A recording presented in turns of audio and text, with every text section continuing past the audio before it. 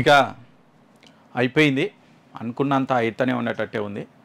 Already అంటే CM Revanth Reddy target అంటే direct ఇటు కాకుండా టార్గెట్ ఇట్లా ఇట్లా వచ్చిండు, ఇట్లా ఇట్లా ఇట్లా ఇట్లా ఇట్లా వచ్చి లాస్ట్కు ఇటే వచ్చే సూచనలు అయితే మనకు చాలా క్లియర్గా కనిపిస్తున్నాయి. ఎందుకంటే జన్వాడ ఫామ్ హౌస్ ఇప్పటిది కాదు, పంచాయతీది. రేవంత్ రెడ్డి ముఖ్యమంత్రి కానప్పటి నుంచి ఉన్నటువంటి పంచాయతీ. దాని మీద డ్రోన్లు ఎగిరేసిరని అప్పట్లో ఆయన అరెస్ట్ కూడా చేసిరు రేవంత్ రెడ్డిని. మరి ఆ తర్వాత గవర్నమెంట్ చేంజ్ అయింది, వాళ్ళదే గవర్నమెంట్ వచ్చింది. ఇక అప్పటి నుంచి జన్వాడ ఫామ్ హౌస్ కూలుస్తారు అని ఎప్పటి నుంచో చెప్తున్నారు. కానీ దాని జోలికైతే పోలే ఇప్పటి వరకు. కానీ ఈ మధ్య చూస్తున్నాం కదా, హైడ్రా ఒకటి కొత్త అథారిటీ పెట్టిండు. ఈ నదుల ఈ చెరువులు ఆక్రమణలు ఏవైతే ఉన్నాయో, ఇంకా మిగతా ఆక్రమణలు ఏవైతే ఉన్నాయో అవన్నిటినీ కూల్చేస్తాం అని హైడ్రా అనే ఒక అథారిటీని తెచ్చిండు. దానికి కమిషనర్గా రంగనాథ్ను నియమించారు. ఇక హైడ్రా ఎన్నెన్ని కూల్చేతలు చేసి చూసినాం. మొన్ననే నాగార్జునకు చెందినటువంటి కన్వెన్షన్ గతంలో బీఆర్ఎస్ గవర్నమెంట్ ఉన్నప్పుడు బుల్డోజర్లు పంపించింది ఆడి వరకు, మళ్ళీ వెనక్కి వచ్చినాయి. కానీ ఈసారి పోయిన బుల్డోజర్లు వెనక్కి రాలే, మొత్తం కూల్చేసినాయి, నీలమట్టం చేసినాయి. ఇక అప్పటి నుంచి పల్లా రాజేశ్వరరెడ్డి పేరు వినిపిస్తుంది. అనురాగ్ విద్యా సంస్థలు అవి కూడా చెరువులను ఆక్రమించుకున్నారు, వాటిని కూలుస్తారని ఎప్పటి నుంచో చెప్తున్నారు.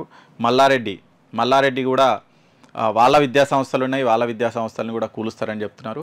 మరి ఇవన్నీ అట్లా నడుస్తూ ఉన్నాయి. ఇప్పుడు లేటెస్ట్గా ఇక జన్వాడ ఫామ్ హౌస్ కూడా కూల్చక తప్పదు అని కేటీఆర్ కూడా అర్థమైనట్టుంది.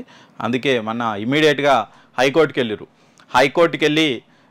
హైకోర్టులో కూల్చకుండా ఆదేశాలు ఇవ్వాలని కోరిరు, కానీ హైకోర్టు దానికి నిరాకరించింది. ఆ తర్వాత ఇక జన్వాడ ఫామ్ హౌస్ నాది కాదు, మా ఫ్రెండుది, దానికి ఓన్లీ లీజుకు తీసుకున్నా అని కేటీఆర్ స్టేట్మెంట్ కూడా ఇవ్వాల్సినటువంటి పరిస్థితి వచ్చింది. కానీ ఆ స్టేట్మెంట్కు అసలు అంటే ఒకవేళ నిజంగానే లీజుకు తీసుకున్నదైతే మన డ్రోన్లు ఎగిరేస్తే కేసులు ఎందుకు పెట్టిర్రు, అంత హడావిడి ఎందుకు వేసిర్రు అనే దాని క్వశ్చన్కు మాత్రం ఆయన దగ్గర ఆన్సర్ లేదు. ఇక అది అట్లా నడుస్తూ ఉంటే ఈరోజు ఇందాకనే వచ్చినటువంటి బ్రేకింగ్ న్యూస్ ఏంటంటే, ఇరిగేషన్ అధికారులు ఇక్కడికి వెళ్ళిరట, జన్వాడ ఫామ్ హౌస్ దగ్గరికి వెళ్ళి కొలతలు తీస్తురట. అసలు ఇది ఎఫ్టీఎల్ పరిధిలో ఉందా, బఫర్ జోన్ పరిధిలో ఉందా, ఎంతవరకు ఆక్రమించి కట్టిర్రు ఏంటి అని మొత్తం లెక్కలు తీస్తురట. ఇక ఇరిగేషన్ అధికారులు అక్కడ పోయిర్రు అంటే బహుశా ఇక రేపు తెల్లారో ఎప్పుడో వస్తాయి, బుల్డోజర్లు వస్తాయి. ఇక దీని పని అయినట్టే, ఇంకా అయిపోయింది. ఇక జన్వాడ ఫామ్ హౌస్ కూల్చడం తథ్యం, దాదాపు నిర్ణయానికి వచ్చేసింది గవర్నమెంటు. అది కూలుస్తారని ఎప్పటి నుంచో అనుకుంటున్నారు. కానీ మరి ఇది వచ్చే కొన్ని గంటల్లో ఇదో కూల్చే అవకాశం ఉంది. దానికి కూడా కారణం ఉంది. కవిత బెయిల్కు దీని కూల్చివేతకు మధ్య సంబంధం ఉంది.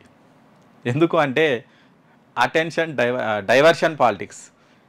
గతంలో కేసీఆర్ చేసిండు డైవర్షన్ పాలిటిక్స్, ఇప్పుడు రేవంత్ రెడ్డి చేస్తున్నది డైవర్షన్ పాలిటిక్సే. ఆయన గురువు అయితే ఆయన శిష్యుడు. నీవు నేర్పిన విద్యే నీరజాక్ష అంటారు కదా, అట్లా కేసీఆర్ నేర్పిన విద్యను ఆయన మీదకే రివర్స్గా కొడుతున్నాడు రేవంత్ రెడ్డి. ఈరోజు నైటు కవితక రిలీజ్ అవుతుంది. రేపు పొద్దుగా మధ్యాహ్నమో సాయంత్రమో పెద్ద ర్యాలీ తీసుకొని ఆమెను ఇంటికి తీసుకొస్తామని బీఆర్ఎస్ అయితే ఖచ్చితంగా ప్లాన్లో ఉంది, ఖచ్చితంగా చేస్తుంది. ఇక బీఆర్ఎస్ కవితక కోసం అయితే పెద్ద ర్యాలీ తీసి ఇక స్వాగత సత్కారాలు అంటే ఏదో ఉద్యమం చేసినట్టు, ఏదో ఒలింపిక్స్లో మెడల్ గెలిచినట్టు. ఇక జైలు నుంచి విడుదలైనటువంటి ఒక వ్యక్తికి, ఒక కేసులో మద్యం కుంభకోణంలో నిందితురాలుగా ఉన్నటువంటి ఒక వ్యక్తి రిలీజ్ అయితే రేపు ఏదో పెద్ద సత్కారాలు చేద్దామని వాళ్ళైతే ప్లాన్లో ఉన్నారు, చేస్తారు. మరి నేపథ్యంలో జనం దృష్టి అటు పోయే అవకాశం ఉంది. కాబట్టి జనం దృష్టి అటువైపు నుంచి పక్కకు మళ్ళీయాలంటే వీళ్ళు ఇప్పుడు ఒకటే సింపుల్, ఒక చిన్న గీత తుడవాలంటే దాన్ని తుడవాల్సిన అవసరం లేదు, దాని పక్కకు పెద్ద గీత గీస్తే చిన్న గీతను ఎవడు పట్టించుకోవడం అనేది సూత్రం. ఇప్పుడు అదే సూత్రం అక్కడ అప్లికబుల్ అవుతుంది. రేపు కవితను ర్యాలీగా వీళ్ళు తీసుకొస్తుంటారు, అదే టైంలో బుల్డోజర్లు ఇక్కడ పోయి దీన్ని కూల్చే అవకాశం ఉంది. అప్పుడు ఏమవుతుంది, కేటీఆర్ ఫామ్ హౌస్ కూల్చిరంట అనే న్యూసే పెద్దగా అయిపోతుంది. కవితక్క బెయిల్ వచ్చింది, ఇవాళ అయిపోయింది. కవితక్కకి ఇలా బెయిల్ వచ్చింది, ఏదో రిలీజ్ అవుతారని ఆల్రెడీ న్యూస్ స్ప్రెడ్ అవుతుంది. రేపు ఆమె వచ్చినా అది పాత న్యూస్ అయిపోతుంది ఆటోమేటిక్గా, ఇది కొత్త న్యూస్ అవుతుంది. ఏది ఫామ్ హౌస్ కూల్చుడే కొత్త న్యూస్ అవుతుంది. కాబట్టి రేపు దీని కూల్చుడు మాత్రం దాదాపు రేపే ముహూర్తం పెడతారని నేనైతే అనుకుంటున్నా. ఎందుకంటే తప్పదు, డైవర్షన్ పాలిటిక్స్లో భాగంగా ఇది చేయక తప్పదు. కవితను రిలీజ్ను తక్కువ చేయడము, కవితను అసలు నథింగ్ జనాలు పట్టించుకోకుండా చేయాలంటే దానికంటే పెద్ద న్యూస్ అనేది ఒకటి ఉండాలి. ఆ న్యూసే జన్వాడ ఫామ్ హౌస్. రేపు కూల్చేస్తారు ఖచ్చితంగా. ఎందుకంటే అది కేటీఆర్ది. సరే ఎవరు ఒప్పుకున్నా ఒప్పుకోకున్నా ఆయన నేను లీజుకు తీసుకున్నాడని చెప్పినా ఎట్లా చెప్పినప్పటికీ అదైతే కేటీఆర్ సరే ప్రస్తుతం లీజుకు తీసుకున్నాడంటే ఆయనదే. ఆయన లీజులో ఉన్నటువంటి వ్యక్తి ప్రస్తుతం అన్అఫీషియల్గా ఓనర్ ఎవరు? కేటీఆర్. మరి ఆ కేటీఆర్కి సంబంధించినటువంటి ఆ ఫామ్ హౌస్ కూలుస్తున్నారు అనే న్యూస్ రేపు పెద్ద న్యూస్ అవుతుంది కాబట్టి ఖచ్చితంగా రేపు పొద్దున్నో మధ్యాహ్నమో ఎప్పుడో బుల్డోజర్లు అయితే ఇక్కడ పోయే అవకాశం ఉంది. దీంతో పాటు ఇంకొక ప్లస్ పాయింట్ కూడా ఉంది. రేపు బీఆర్ఎస్ నేతలు మొత్తం కవిత రిలీజ్ అవుతుంది, ఆమె వస్తుంది కాబట్టి ఆమె దగ్గరనే ఉంటారు. ఆమెకు స్వాగత ఏర్పాట్లు చేసే బిజీలో ఉంటారు. అంత కార్యకర్తలు కూడా ఎక్కువ అక్కడనే పోయే అవకాశం ఉంది కాబట్టి ఆ టైంలో దీన్ని గులగొడితే ఏమవుతుంది, అక్కడికి అంతా ఇటే ఉంటారు కాబట్టి ఇమీడియట్గా అక్కడికి వచ్చే అవకాశం కూడా లేదు. వాళ్ళకు మంచి టైం కూడా దొరుకుతుంది కాబట్టి ఇది కూల్చే అవకాశం అయితే ఖచ్చితంగా ఉంది. ఆల్రెడీ వాళ్ళు టేపులు పట్టుకొని పోయారంట, మొత్తం కొలతలు కూడా తీసుకున్నారంట, ఎక్కడెక్కడ ఆక్రమించుకున్నారు, ఏమేం చేసిరు అని ఆల్రెడీ కొలతలు కూడా తీసుకున్నారట. అంటే మొత్తంగా దీన్ని కూల్చుడు తథ్యం.